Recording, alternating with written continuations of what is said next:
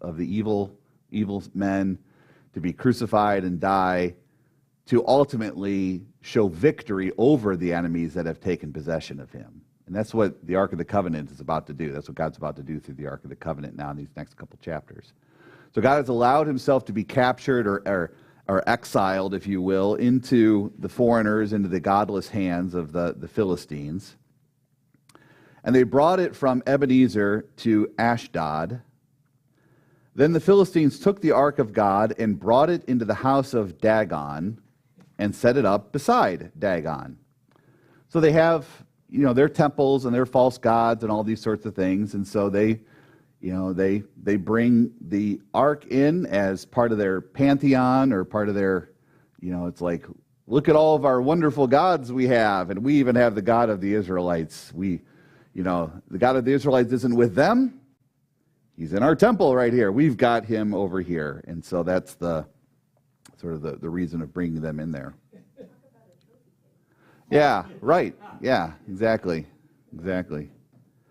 When the people of Ashdod rose early the next day, behold, Dagon had fallen face downward on the ground before the ark of the Lord.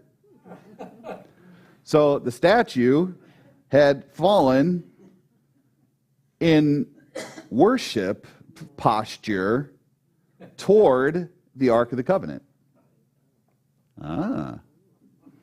So they put him back up in its place. Like, no. All right. But when they arose early the next morning, behold, Dagon had fallen face downward on the ground before the ark of the Lord. It happened again, and the head of Dagon and both his hands were lying cut off on the threshold. Only the trunk of Dagon was left to him. So when he fell the second time, God broke his head off, showing that he was dead, that he was a dead, mute God, and his hands were removed, showing that he is powerless to do anything.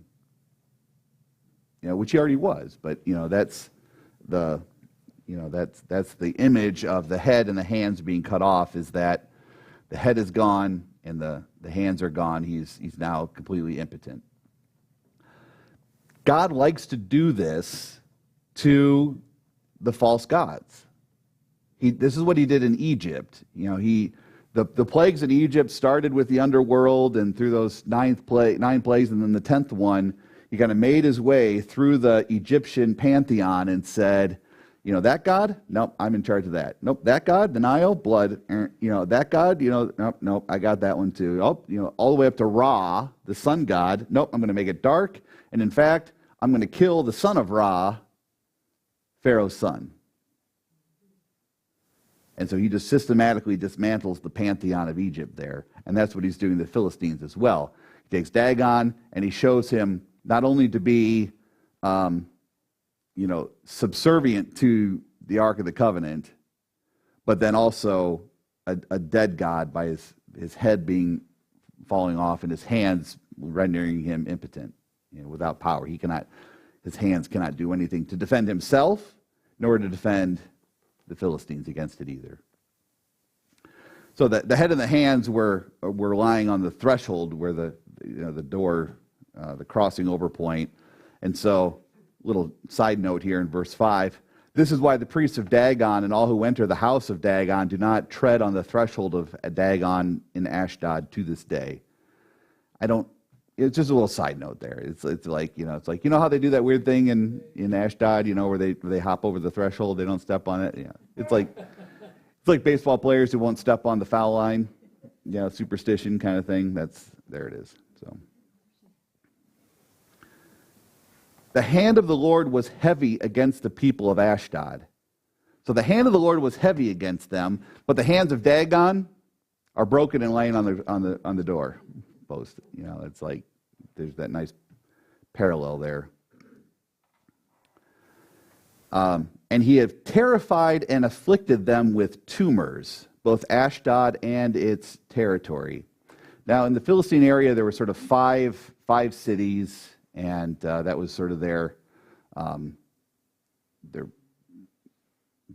organization of 5 cities and 5 territories. And so the ark is in Ashdod, and so in Ashdod and then all its controlling territory were afflicted with these tumors. And apparently, it could be rendered more literally as he afflicted them with hemorrhoids. Whoa. Oh, yeah. That didn't sit well with him. So here's one of those times when the translation gets scrubbed a little. You know, it's like it's not just any trouble. It's trouble down there, and it's trouble that you're going to know about all the time. It's not like internal tumors where they just started dying. It's like it afflicted them. You know, it was a pain in the butt. And when the men of Ashdod saw how things were, they said, "The ark of the God of Israel must not remain with us, for his hand is hard against us and against Dagon our God." Amen. Yep. So they sent and gathered together all the lords of the Philistines and said, "What shall we do with the ark of the God of Israel?" And they answered, "Let the ark of God of Israel be brought around to Gath." Well, maybe we just need to relocate it. Maybe he wants a better view or something. I don't know. So they brought the ark of the covenant of God of Israel there to Gath, and that's where Goliath comes from later on. But after they had brought it around, the hand of the Lord was against that city, causing a very great panic. And he afflicted the men of the city, both young and old, so that tumors broke out on them. So more hemorrhoids to go around. So they sent the ark of God to Ekron. But as soon as the ark of God came to Ekron, the people of Ekron cried out, "They have brought around to us the ark of the God of Israel to kill us and our people." So it's like, no, we don't want it. We don't want it. Send away the ark of the God of Israel and let it return to its own place, that it may not kill us and our people. For there was a deathly panic throughout the whole city. The hand of God was very heavy there. The men who did not die were struck with tumors, and the cry of the city went up to heaven. So again, it's showing that, Is it something that it's all man? well, there is that. So God is allowing himself to be brought here and sort of toured around and brought, but everywhere he goes, the enemies of God are afflicted and defeated and crushed and brought down. And I mean, picture this is like what the descent into hell is like. Jesus gets down there and he's taking the tour around, and he's just afflicting them all with tumors and everything. I mean, he's taking the victory lap around hell and saying, "You think you have me, but I have you." But the tumors broke out sooner than that, because they broke out when they were in Ashdod, right? Yes. That's what's Well, yeah, it started in Ashdod, and then everywhere they went, they got tumors too. Like wherever the Ark of the Covenant of God was, they were struck with tumors there. Yeah, so they could clearly identify this is the Ark of God that's causing these things, not it's not just a spontaneous outbreak of hemorrhoids. I don't know. Yeah, it's like, so you can imagine them all, like coming together, and there's like, I don't think this Ark of the Covenant thing is going very well. Yeah, why don't you think it's going very well? I just don't think it is going very well. I'd rather not talk about the specifics of it. Yeah, I'd really not. Yes, I agree with you that this is not going very well. Let's not talk about the specifics of it. Yes, I definitely do. All right, let's have a standing meeting next time. Okay, that sounds good.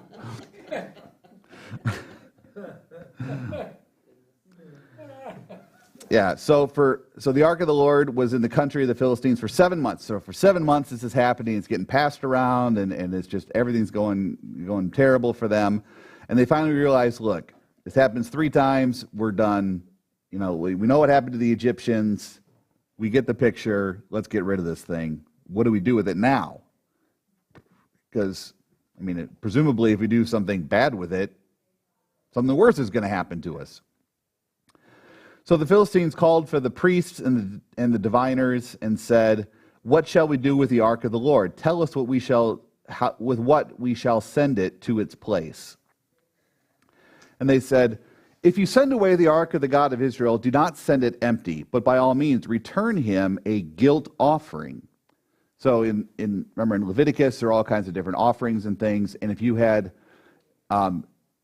accidentally or intentionally defiled a holy object, you would have to make your sacrifice and then also add 20% as a reparation to make up for the desecration. So that's basically what these daggone divinators are suggesting. It's like, look, we defiled a holy thing, so we should send it back with a premium. We should send it back showing that we're sorry, we get it, have it back, keep it. So return him a guilt offering. Then you will be healed, and it will be known to you why this hand does not turn away from you.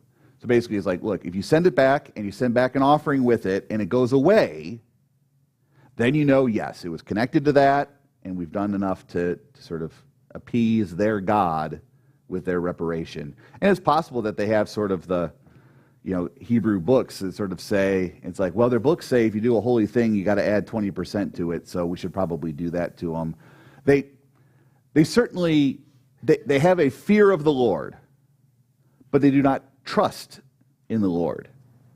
They believe that he exists and that he is afflicting them and that he is powerful and that they acknowledge that he is, but they do not love him and they do not trust him.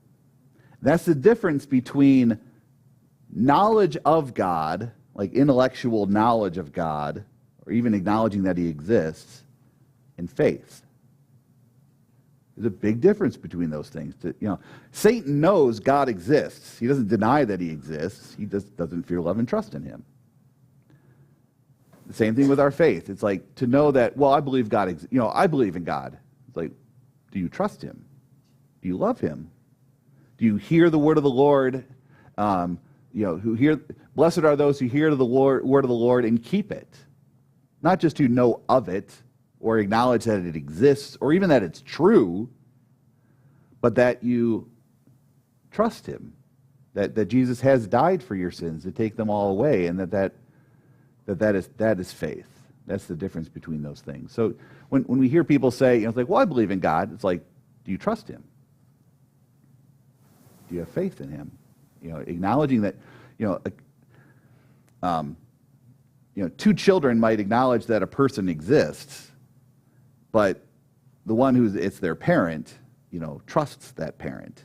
But another child may not trust them because they're a stranger. They still know they exist, but it's the difference between trust and faith and just knowledge. Christine?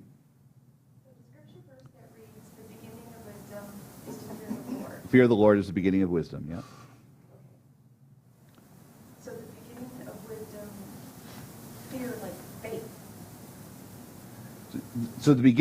So fear in that context, again, isn't necessarily like phobia, like the terror of the Lord is the beginning of wisdom. It's honor and respect for his power and greatness, acknowledging that he is the beginning of faith. That makes sense? Yeah. I mean, to have faith in him, you have to acknowledge that he exists. Well, they had the fear of him, but they didn't have the faith. So in this case, they definitely have they're terrified of him, but they do not. But it is not in the sense of honoring it and respecting it and loving, fear, love, and trust in him above all things. That's right. A lot of us wear crosses. Most of us probably have crosses, but it isn't the cross that we worship. It's what Correct. happened on that cross. Correct. It points to it's Faith on what happened on the cross. so like the idea of an icon is a great word, I think, because an icon like on your computer screen is sort of that gateway to a greater reality behind it. You click on the icon on your desktop and it opens a program or a file or a document or something. So when you have like an icon, like a picture or an emblem, like a cross, it's not the thing itself that you would worship, but to which that points. is the thing that we revere. Yeah. I'd even say the same thing about like the books that contain the scriptures. It's like